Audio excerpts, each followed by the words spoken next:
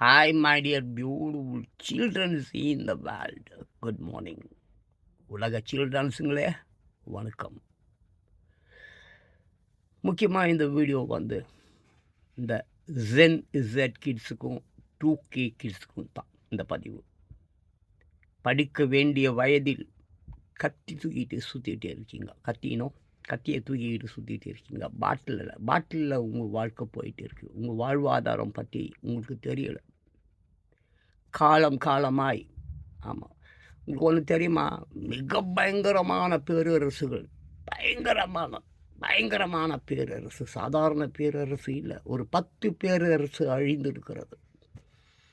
ஆமாம், சீசர்லாம் கேள்விப்பட்டிருக்கீங்களா? ரோம், கிரேக்கம், அரபு, பாலஸ்தீன், இது மாதிரி. ஆமாம், ஒரு 3 பேர் சொல்லுவாங்க. ஆமாம், அரேபியர்கள், இஸ்ரேலியர்கள், யூதர்கள் சொல்லி. அரேபியர்கள், அதுக்கு இருக்குது, கதை இருக்குது, ஏகப்பட்ட கதை இருக்குது, அது வேண்டாம். பட் அதிபயங்கரமான சர்வாதிகாரம் படைத்த பேரரசுகள் அழிந்திருக்கிறது. ஏன் தெரியுமா? குடும்ப வாரிசு அரசியல் பண்ணதால். என்னது? வாரிசு அரசியல், மக்களுக்காக அல்ல. மிகப்பெரிய பேரரசுகள் அழிந்து போச்சு. ஆமாம், ஒவ்வொரு பேரரசும் அழிவதற்கு முன்னால் இந்த மாதிரி நாஸ்டாமஸ், கடவுள் தோன்றியது எப்படி, திருவள்ளுவர், பிரபலமானவர்கள், சாக்ரட்டிஸ், டார்வின், கலீலியோ, இது போன்ற ஏகப்பட்ட மேதைகள் இறந்த பின்பு அழிந்திருக்கிறது.